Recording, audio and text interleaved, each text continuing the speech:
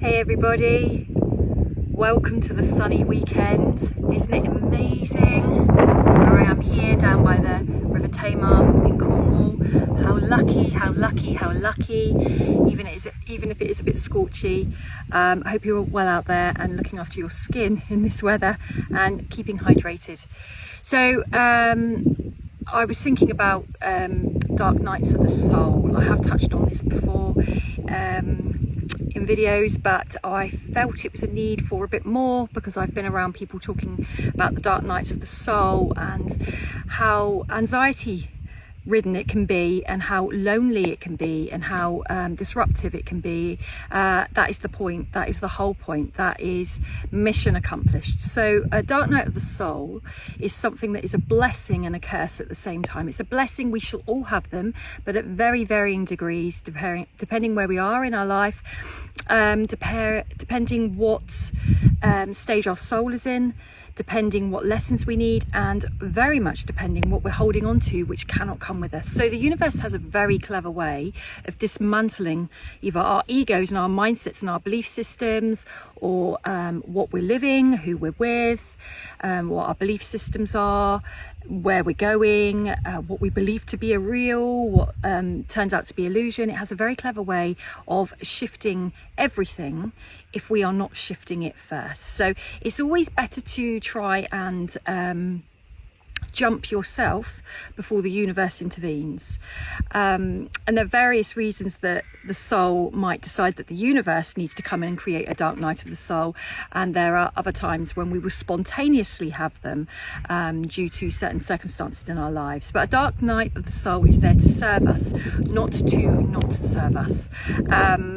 And with a dark night of the soul, it's so important to understand that it is there to move you from one phase of life to another, to end certain chapters, to allow new beginnings to start through endings, and to shift us to a version of ourselves that we've never been before, and that we can never go back to the original versions of ourselves. And I liken it to like growing pains. It's soul growing pains, where we go through soul maturation, where we go through soul growth spurts, and it's arduous, it's painful, it's the pits, it's grief, it's pain like we've never known before. We might not even be able to equate it to anything. It just is. It's just the heaviest dose of soul depression, and it's confusing because when we're in it, it's hard to see the wood for the trees, and there can be things that catalyze it and instigate it coming in. So a relationship breakdown, a job loss, a death, an illness, any of these can be perfect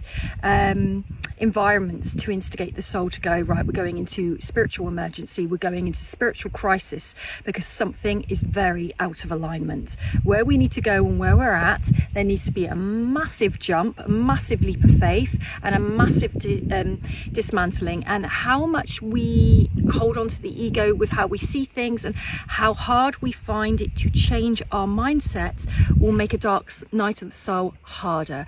We are not in the driving seat of our dark night of the soul. Everything that's come before us has created what level of dark night of the soul we're going to have. It is a blessing, but it's a curse at the time, and we can be filled with gratitude thereafter. When we come out of these dark nights, they can be months worth, they can be weeks worth, commonly they're years worth, and that's what I've been gifted, years worth of dark nights of the soul. Really hope that's the end of those for this lifetime. Pretty heavy going, but such gratitude afterwards. So then you go into the recovery stage. So the recovery stage can equally take a couple of years.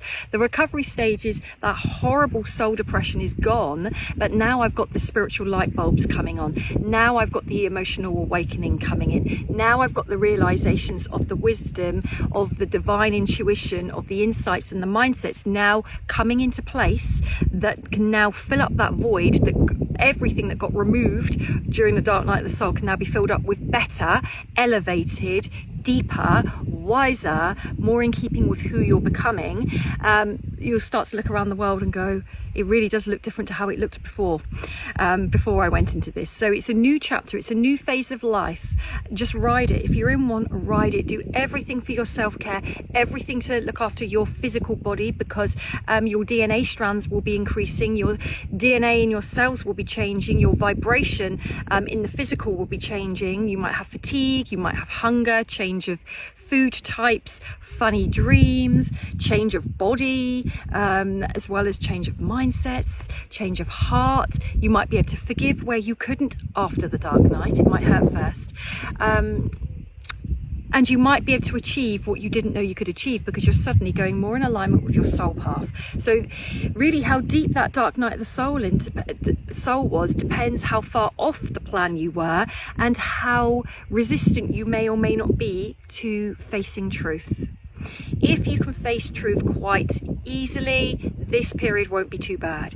If you're really full of strong mindsets, mind constructs, ego constructs, it's going to be tough, it's going to be painful, but don't beat yourself up because you don't know what you don't know until you know it. And it will be all through this that you start to realize this stuff, and so you become more conscious, you start waking up more, so you've got more clarity, you've got a bigger perspective of a worldview, you've got a greater perspective of your history, you might see it very differently, and it will be easier for you to keep going thereafter. What a gift, but it might hurt first.